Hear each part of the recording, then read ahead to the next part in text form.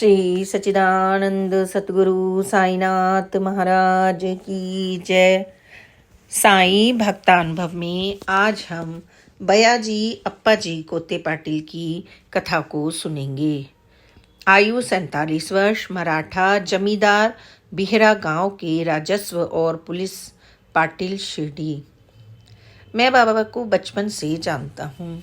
हमारा घर उन 5 घरों में से एक था जहाँ से बाबा ने जीवन काल के दौरान व समाधि लेने तक भिक्षा मांगी। शुरू के 3 वर्षों में तो बाबा दिन में 8 बार भिक्षा मांगने के लिए हमारे यहाँ आया करते थे। अगले 3 वर्षों में वे भिक्षा के लिए दिन में 4 बार आने लगे।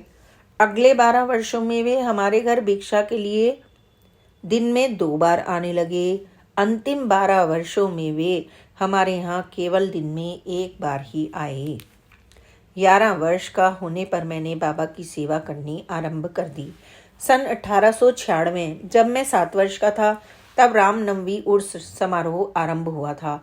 तभी बाबा ने हिंदुओं को चंदन लगाने और उनकी पूजा करने व मुसलमानों को मस्जिद में उनके समक्ष कुरान पढ़ने की आज्ञा दी थी। इस उर्स की शुरुआत अप्पा कुलकर्णी ने बाबा का धन्यवाद करने के लिए की थी। अप्पा को छल से दूसरों का धन अपनाने के जुर्म में सजा होनी थी। बाबा ने उन्हें सभी आरोपों से मुक्त करवाया था, इसलिए उन्होंने उर्स की शुरुआत करवाई थी।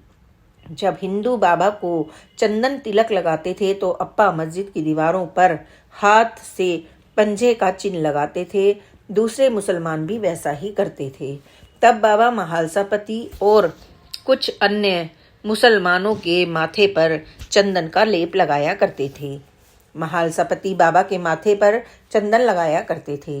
तब बाबा मस्जिद में नमाज अदा होने दिया करते थे। जब नमाज अदा की जाती थी तब मस्जिद का वातावरण बिल्कुल शांत होता था। कभी कभी बाबा भी नमाज पढ़ते थे। ऐसे वे केवल शनिवार को ही करते थे।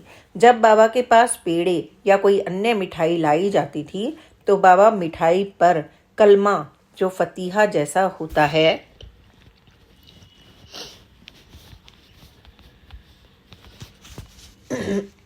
उसे पढ़कर बराबर मात्रा में हिंदू और मुसलमानों में बांट दिया करते थे।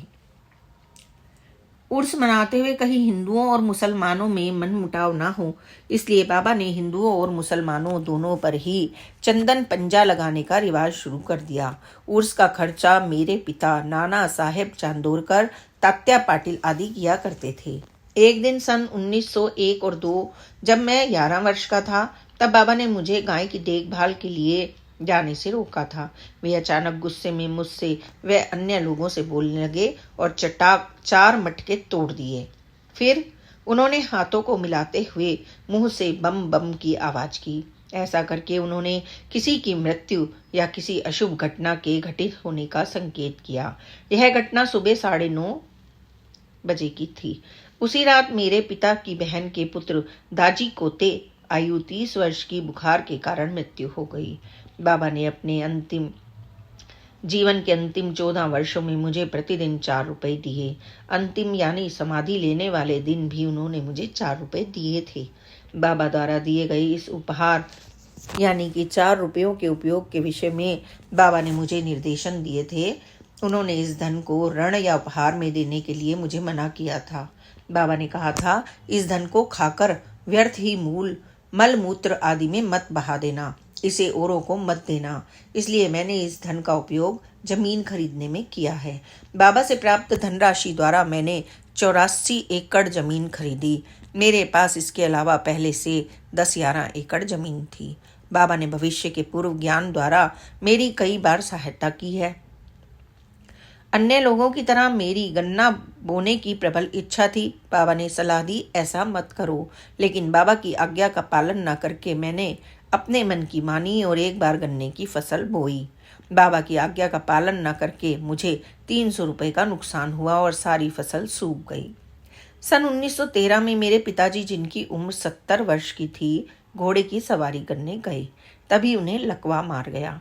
मैंने बाबा के पास जाकर उदी मांगी। बाबा बोले, मैं उदी नहीं दूंगा, अल्लाह मालिक है। मैं रो पड़ा।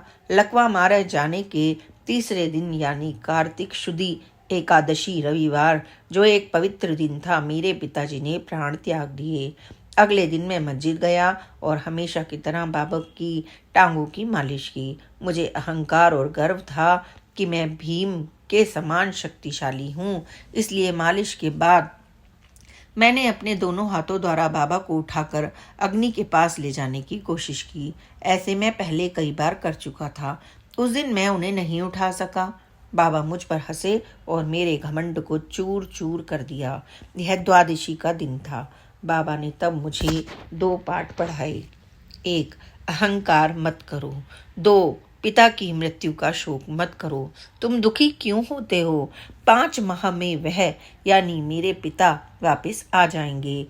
फिर मेरे यहाँ पुत्र का जन्म हुआ।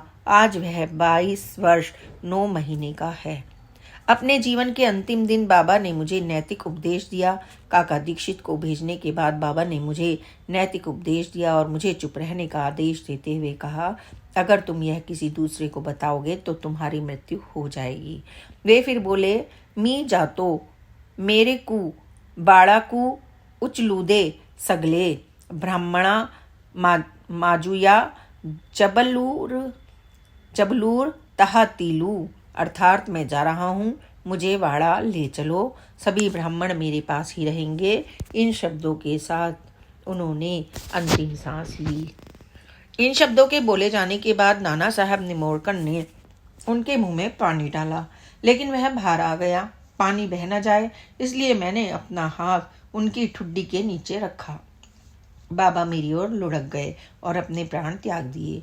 बाबा के समाधिस्थ होने के बाद कई अड़चनें खड़ी हो गईं। उनकी सभी चीज़ों को सरकार ने अपने कब्जे में कर लिया। 2 दलों के बीच लड़ाई झगड़ा शुरू हो गया।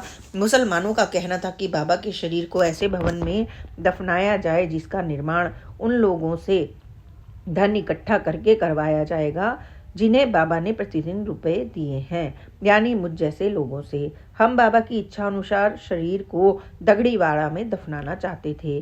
घटना स्थल पर कोपर गांव के मामलतदार श्री कुलकर्णी और राहता के फौजदार चक्र नारायण उपस्थित थे। मामलतदार ने दोनों गुटों हिंदू और मुस्लिम के लोगों के हस्ताक्षर करवा के उनके विचार जानने का प्रस्ताव दिया। मुसलमानों ने लगभग 100 हस्ताक्षर करवाए, हिंदुओं ने लगभग 200 हस्ताक्षर करवाए, जिनमें HS दीक्षित, बापू साहेब जोग, बाला साहेब भाटी आदि जैसे गणमान्य व्यक्तियों के हस्ताक्षर भी थे। इसलिए हमारी जीत हुई और बाबा के शरीर को दगड़ीवाड़े में दफनाया गया। सन 1910 में शिरडी दूसरी बार प्लेग की भेंट हुए। 4 वर्ष पूर्व बाबा ने मुझे समय पर संकेत देकर मेरी सहायता की थी। शिरडी में एक बैल के त्रिशूल का चिन्ह लगाकर शिव को समर्पित किया था। वह गांव भर में और लेंडी बाग के समीप बेधड़क चरता रहता था। इस प्रकार वह हमारे बगीचों को नुकसान पहुंचाता था। हम सभी ने 3 रुपए इकट्ठे करके उसे येवला में पिंजर पोली भेजने का प्रबंधन किया। हमने बैल और रुपए भीकू मारवाड़ी को दे दिए और उसे बैल को पिंजर पोली छोड़कर आने का काम सौंप दिया। उसने वापस आकर हमें बताया कि उसने वह काम कर दिया है। उस रात बाबा ने मुझे स्वप्न में आकर कहा, क्यों सोते, मेरे को कसाई के दर बांधा है। मैं जाग गया। मैंने तात्या व लोगों से सलाह की। हमारा यही फैसला था कि बैल को येवला में पिंजर पोली पर न छोड़कर किसी कसाई को दे दिया है। मैं तुरंत येवला गया और वहां पर 2 पिंजर पोलियों में अपने बैल को ढूंढा। बैल वहां नहीं था। तब हमें किसी से पता चला कि भीकू बैल को वहां लाया ही नहीं था। मैंने वहां हर जगह ढूंढा और अंत में कसाई के घर आसपास देखा। हमारा बैल दीवार के ऊपर से अपना सर उठा रहा था। वह कसाई के कब्जे में था। कसाई उस दिन बैल को काटने वाला था। कसाई ने बताया कि उसने उस बैल को भीकू से 14 रुपए में खरीदा था। बैल को वहां से छुड़वा कर एक पिंजर पोली में जमा करवाया। भीकू पर आरोप लगा और उसे 2 महीने की कैद हुई। श्री सच्चिदानंद सतगुरु साईनाथ महाराज की जय। Please like, subscribe and share this channel. बाबा की प्यारी प्यारी अनकही कहानियों को सुनने के लिए इस चैनल को सब्सक्राइब करें। ओम साई राम, जय साई राम, ओम साई राम।